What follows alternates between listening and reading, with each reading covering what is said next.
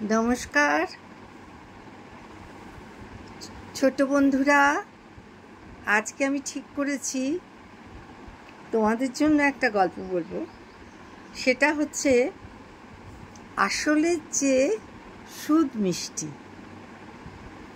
কদিন ধরে বাবিনের খুব ইচ্ছে হয়েছে বারান্দায় বসে লেখাপড়া করবে। হঠাৎ এমন সুমতি হওয়ায় মাও খুব অবাক হয়ে যাচ্ছে। যাকে পড়তে বসানো যায় না সে নিজে থেকেই বলছে বারান্দায় বসে পড়বে।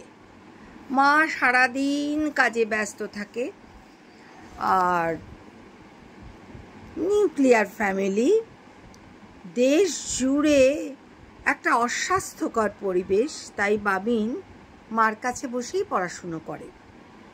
সবে পড়তে শিখেছে আতা গাছে তোতা পাখি, ডালিম গাছে মৌ, ব্যাস ওই পর্যন্তই।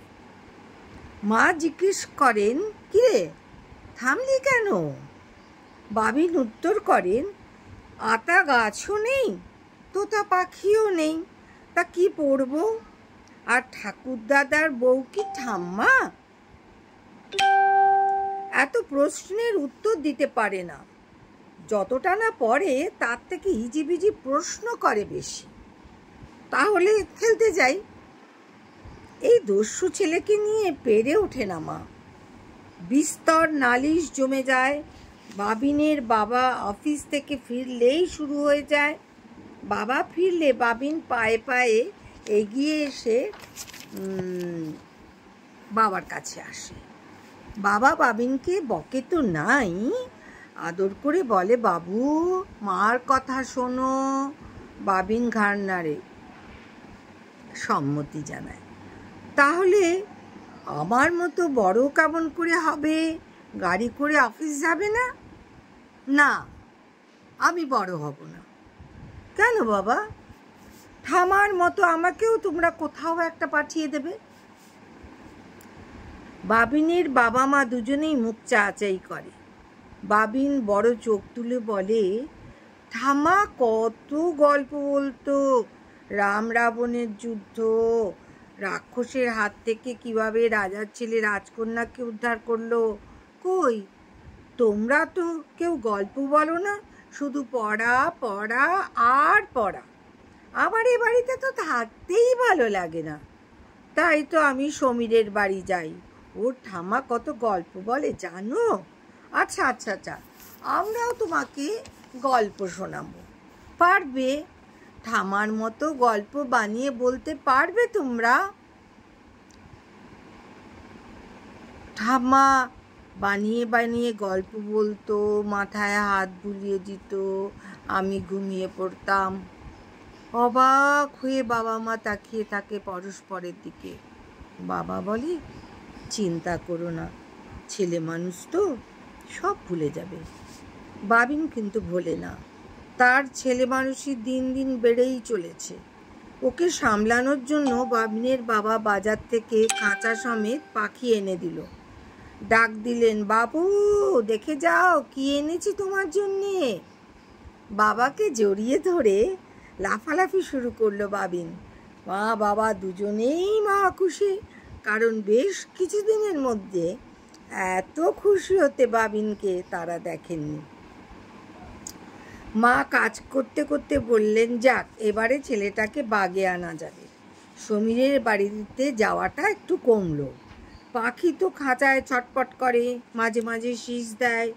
কিছুদিন থাকতে থাকতে ও বাবিন ওঠ না শুরু করে বলতে থাকে। বাবিন বেশ মজা পায়, জেগে শুয়ে থাকে। আবার পাখি ডাকে, অ বাবিন ওঠ না। বাবিন কাছে গিয়ে বলে, গুড মর্নিং। পাখি শীষ দেয় লম্বা করে। বাবিন ভাবে এবার পড়া শেখাতে হবে। হাত মুখ ধুয়ে খাবার খেয়ে মা বলেন, এবার পড়তে বসো, যা চাইছো বাবা এনে দিচ্ছে, আর বায়না করবে না। বাবিন যতই পাখিকে পড়ায় তখন সে ঘুরে ঘুরে টু টু শব্দ করে। বাবিন বলে, আচ্ছা ঝামেলা হলো তো, ওকে পড়ানো আমার কম্য না। বইয়ের প্রথম ছড়া পাখির খাঁচায় ঢুকিয়ে দেয়, পাখি ঠোঁট দিয়ে টেনেও নেয়। মা রান্নাঘরের ফাঁকে পড়াতে আসেন। এই, তোর বইয়ের প্রথম পাতাটা ছিঁড়া কেন রে? ওই যে তোমার পাখি। টেনে নিয়ে কুচি কুচি করে ছিঁড়েছে। জিজ্ঞেস করো তো কিছু বলতে পারে কি না, কি শিখলো। ও শয়তান, তুমি বইটার 12টা বাজিয়েছ, তোমায় নিয়ে যে আমি কি করি। ছেড়ে দাও, আমি ঠাম্মার কাছে চলে যাই। আবার মায়ের কপালে চিন্তার ভাঁজ। এই ছেলেকে কিভাবে সামলাবে? কাল থেকে একেবারে সমীরের বাড়ি যাবে না। কেন যাব না? তাহলে কোথায় যাব? কোথাও যাবে না, পড়তে বসো। বাবিন মনমরা হয়ে পড়াশুনো করে আর পেন্সিল দিয়ে খোঁচা মারে। পাখি চেঁচায়, ট্যাঁ ট্যাঁ। মা দৌড়ে এসে দেখে আর বকে। কেন বিরক্ত করছো তুমি বলো তো? কথা বলতে পারে না দেখে কষ্ট দিচ্ছ? কথা বলবে বললেই তো কিনে এনেছো। এ কেমন ধরনের পাখি? ও কথা না বললে আমিও বলবো না। বাবিনের খাওয়া দাওয়াও ঠিকঠাক হচ্ছে না। বাবা মা খুব চিন্তায় পড়েছে। রাতে বাবিন ঘুমিয়ে পড়েছে।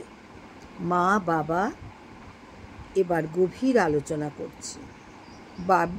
বাবিনকে বাবা বলেছে, সুখের বাসা থেকে বেশ কয়েকদিন কোনো ফোন আসেনি।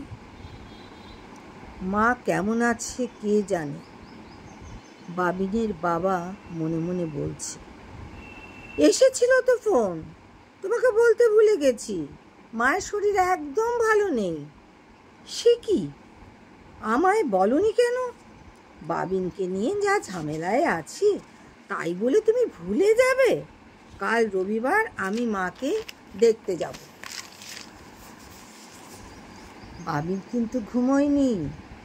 কেঁদে বলে, বাবা আমায় নিয়ে যাবে? কতদিন ঠাম্মাকে দেখিনি। বাবিনের বাবা উঠে দেখেন বাবিন ঠাম্মার একটা বাঁধানো ছোট্ট ছবি নিয়ে হাপুস নয়নে কাঁদছে। রবিবার সকলেই একটু দেরি করে ওঠে, কিন্তু আজ সবাই তাড়াতাড়ি উঠে পড়েছে। আজ একটা বিশেষ রবিবার। বাবিন বাবার সাথে একটা গাড়ি ভাড়া করে চলল ঠাম্মাকে দেখতে। উঁচু বালিশে মাথা রেখে ঠাম্মা ঘুমোচ্ছে। সবাই ডাকতে মানা করছে। বাবিন কিন্তু আজ কারো কথা শুনবে না। সে আস্তে আস্তে কাছে গিয়ে ঠাম্মার গালে হাত দিলে ঠাম্মা ডান হাত দিয়ে বাবিনের হাত ধরল। দাদু ভাই এসেছো? কখন এলে? বাবা কোথায়? তুমি শুয়ে কেন? উঠে পড়ো, তোমায় নিয়ে যাব, গাড়ি এনেছি। ঠাম্মা বাবিনকে জড়িয়ে ধরল। আসলে চেয়ে যে সুদ বেশি মিষ্টি। নমস্কার, কেমন লাগলো জানাবেন।